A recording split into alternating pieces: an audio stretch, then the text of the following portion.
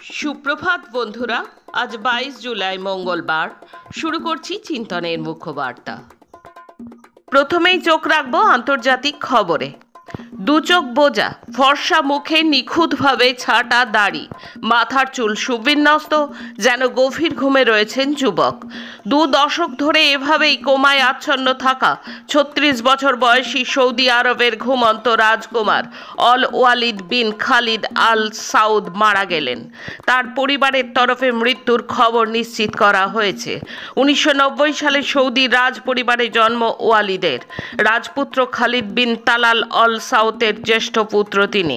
কৈশোরে পড়াশোনার জন্য লন্ডনে একটি সেনা স্কুলে তাকে ভর্তি করা হয়। 2005 সালে এক ভয়াবহ গাড়ি দুর্ঘটনায় গুরুতর জখম হন এই রাজকুমার। তখন তার বয়স ছিল মাত্র 15। হুথি কিংবা হামাস যদি ইরানের মদতপুষ্ট হয়, তাহলে গাজায় 50,000-এরও বেশি প্রাণহানির পরে ইসরায়েলের প্রধানমন্ত্রী বেঞ্জামিন নেতানিয়াহু কেন যুদ্ধ অপরাধী হবেন না? কেন গাজায় লাগাতার হামলা? কেন একের পর এক নৃশংস হত্যাকাণ্ডের পরেও ইসরায়েলের সেনাবাহিনীকে আমেরিকার মদতপুষ্ট বলা হবে না? এমনই একগুচ্ছ প্রশ্ন ছুড়ে দিলেন নিউ ইয়র্কের আসন্ন মেয়র নির্বাচনের ডেমোক্র্যাট প্রার্থী জোহরান মামদানি। আগে 2 দফায় শান্তি চুক্তি নিয়ে আলোচনা বেশি দূর এগোয়নি। উল্টে জুনের গোড়া থেকেই ইউক্রেনের ওপর আক্রমণ আরও তীব্র করেছে রাশিয়ার সামরিক বাহিনী।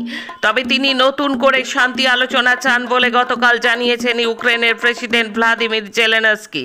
স্পষ্ট জানিয়েছেন রাশিয়ার সঙ্গে মধ্যস্থতা এবং আলোচনার বিষয়টি আরও গতি পাওয়া উচিত। গতকাল জেলেনস্কি আলোচনার বার্তা দেওয়ার পরপরই মুখ খুলেছে ক্রেমলিনও। ক্রেমলিন মুখপাত্র বলেছেন রাশিয়াও আগ্রহী আলোচনায়, তবে তা কিছু শর্ত সাপেক্ষে। দক্ষিণ সিরিয়ায় বেদুইন ও দ্রুজ সম্প্রদায়ের মধ্যে সংঘর্ষ চলছেই। সিরিয়ার অন্তর্বর্তী প্রেসিডেন্ট আহমেদ আল সারা অবিলম্বে সংঘর্ষ বিরতি ঘোষণা করা সত্ত্বেও পরিস্থিতি বিশেষ বদলায়নি। শনিবার দ্রুজ সম্প্রদায়ের যোদ্ধারা বেদুইনের হাত থেকে সুয়েদা শহর উদ্ধার করেছে বলে দাবি করেছে একটি সূত্র। কয়েকটি সংবাদ মাধ্যমের দাবি সরকারি বাহিনী দ্রুজদের সঙ্গে যোগ দিয়েছে। দ্রুজদের অবশ্য দাবি তাদের সম্প্রদায়কে মুছে দিতে চাইছে বেদুইনরা। ইরানে ধর্ষণের দায়ে 3 ব্যক্তির মৃত্যুদণ্ড কার্যকর করা হয়েছে। শনিবার এই সাজা কার্যকর হয়। দেশটির বিচার বিভাগ এই কথা জানিয়েছে। ইরানের বিচার বিভাগের সংবাদ ভিত্তিক ওয়েবসাইট মিজান অনলাইনে স্থানীয় বিচার বিভাগের প্রধান ফিদার উদ্ধৃত করে বলা হয়, দেশটির উত্তরে গার্দান শহরের কারাগারে শনিবার সকালে ধর্ষণের দায়ে দণ্ডিত 3 ব্যক্তির মৃত্যুদণ্ড কার্যকর করা হয়েছে। মানবাধিকার সংস্থা এমনিস্টি ইন্টারন্যাশনালের বিভিন্ন সংগঠনের তথ্য অনুযায়ী মৃত্যুদণ্ড কার্যকরের দিকের থেকে প্রথম অবস্থানে চীন, তারপরেই ইরান। রাশিয়ার পূর্বাঞ্চলের কামচাটকা উপদ্বীপের উপকূলে একটি 7.4 মাত্রার শক্তিশালী ভূমিকম্প আঘাত এনেছে। ভূমিকম্পটি ভূপৃষ্ঠ থেকে মাত্র 10 কিলোমিটার গভীরে আঘাত হানে বলে জানিয়েছে জার্মান ভূতাত্ত্বিক গবেষণা কেন্দ্র ও ইউরোপীয় ভূমধ্যসাগরীয় ভূকম্পন কেন্দ্র। জারি করা হয়েছে সুনামি সতর্কতা।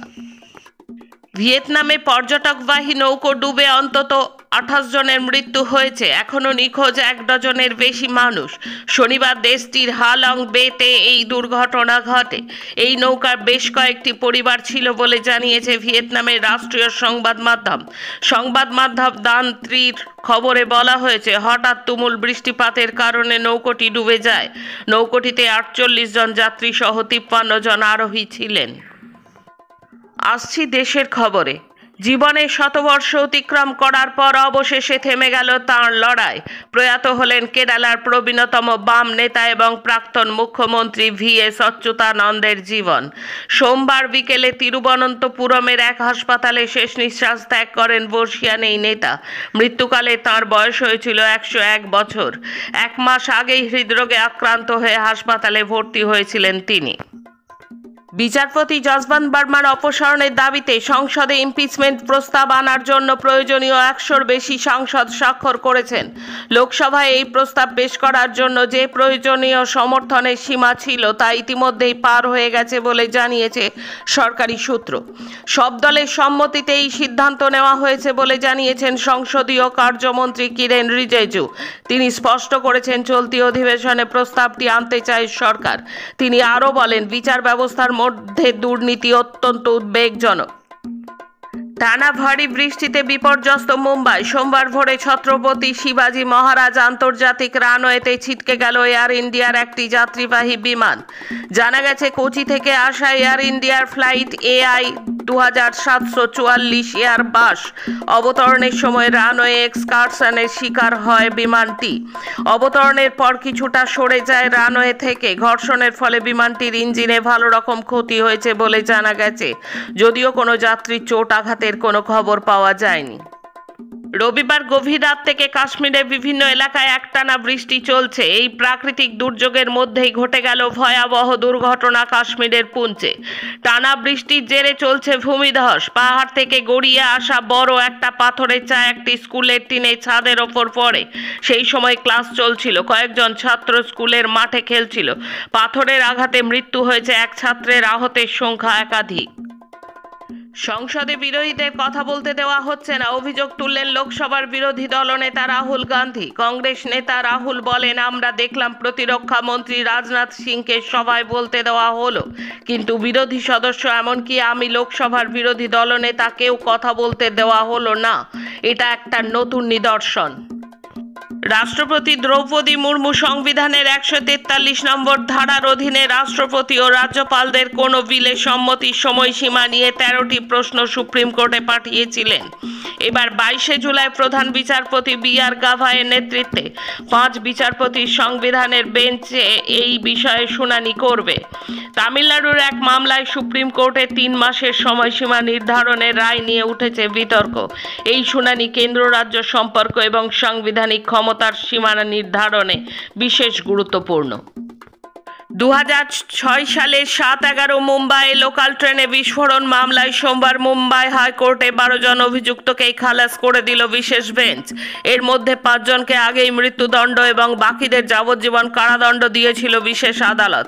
বিচারপতি অনিল কিলোর এবং শ্যাম চাদকের নেতৃত্বাধীন বেঞ্চ পর্যবেক্ষণে বলেন, সন্দেহাতীতভাবে অভিযোগ প্রমাণ করতে রাষ্ট্রপক্ষ সম্পূর্ণভাবে ব্যর্থ হয়েছে। এখন রাজ্যের খবর। বামপন্থী চিন্তাবিদ সংগঠক প্রাবন্ধিক আজিজুল হক প্রয়াত হয়েছেন। আজিজুল হক অবিভক্ত কমিউনিস্ট পার্টিতে যোগ দেন 1959 সালে। খাদ্য আন্দোলনের তরঙ্গায়িত পর্বে বামপন্থী আন্দোলনে যুক্ত হন তিনি। পরে নকশালপন্থী আন্দোলনের অন্যতম নেতৃস্থানীয় ব্যক্তিত্ব ছিলেন আজিজুল হক। জীবনের দীর্ঘ পর্বের শেষ প্রায় 2 দশক CPIM-এর সঙ্গে গভীর যোগাযোগ রেখেছেন তিনি। বামমনস্ক বিভিন্ন কর্মসূচিতে যোগ দিয়েছেন। তাঁর প্রয়াণে গভীর শোক জানিয়েছেন বামফ্রন্টের সভাপতি বিমান বসু। জীবনের গুরুত্বপূর্ণ পর্বে থেকেছেন জেলে। শারীরিক নির্যাতনের শিকার হয়েছেন। প্রাবন্ধিক আজিজুল হকেরও গভীর প্রভাব রয়েছে বাংলার পাঠকদের মধ্যে। রাজনৈতিক পর্যবেক্ষক হিসেবে লিখেছেন বহু প্রবন্ধ। জীবনের শেষ দিন পর্যন্ত বামপন্থার পক্ষে দৃঢ় এবং সরব অবস্থান নিয়েছেন আজিজুল হক। তাঁর প্রয়াণে গভীর শোক জানিয়েছে বিভিন্ন বামপন্থী সংগঠন ও ব্যক্তিবর্গ। সুপ্রিম কোর্ট জানিয়েছে, SSCর বিধিকে চ্যালেঞ্জ করে করা এই মামলার কোনো গ্রহণযোগ্যতা নেই, কারণ আদালতের নির্দেশে কোথাও বলেনি পুরনো বিধি অনুযায়ী নিয়োগ করতে হবে। নিয়োগ বিধি নিয়ে সিদ্ধান্ত নেওয়ার অধিকার কমিশনের রয়েছে, জানিয়েছে আদালত।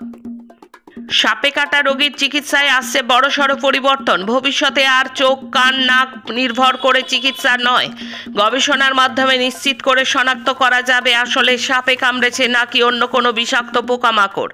সেই লক্ষ্যেই নতুন গবেষণার উদ্যোগ নিল কল্যাণী এইমস। প্রাথমিক ধাপ হিসেবে শুরু হয়েছে দক্ষিণ 24 পরগনার ক্যানিং মহকুমা হাসপাতালের সাপে কাটা রোগীদের শরীর থেকে নমুনা সংগ্রহ।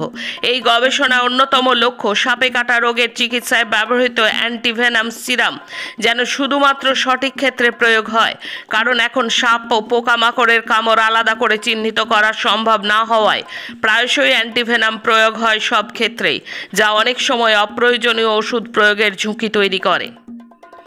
সুবর্ণরেখা নদীগর্ভে খেলার মাঠ প্রায় 1200 মিটার দীর্ঘ পাড় জুড়ে ব্যাপক ভাঙন। পাড় সংলগ্ন চাষের জমি, ফলের বাগান মিলিয়ে 200 বিঘার বেশি জমি নদীগর্ভে। ঘটনায় আতঙ্ক 270টি বেশি পরিবার। বিপন্ন ঝাড়গ্রাম জেলার গোপীবল্লভপুর থানার মালিচা গ্রাম। গ্রামবাসীদের দাবি দ্রুত ভাঙন রোধে পদক্ষেপ নিক সরকার। তাদের আশঙ্কা, যে হারে ভাঙন হয়ে নদী গ্রামের দিকে ধেয়ে আসছে তাতে পুরো গ্রামটি নদীগর্ভে তলিয়ে যাওয়ার সম্ভাবনা সম্ভাবনা রয়েছে। শেষে খেলার খবর।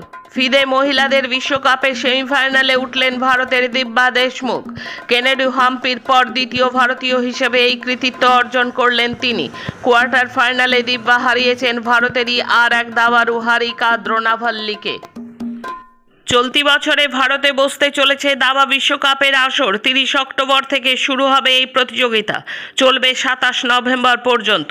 সোমবার আন্তর্জাতিক দাবা ফেডারেশনের তরফে একথা ঘোষণা করা হয়। যদিও কোথায় বিশ্বকাপের আসর বসবে তা কিছুদিনের মধ্যে ঘোষণা করা হবে বলে জানানো হয়েছে। আজকের মুখ্য বার্তা এই পর্যন্ত। নমস্কার।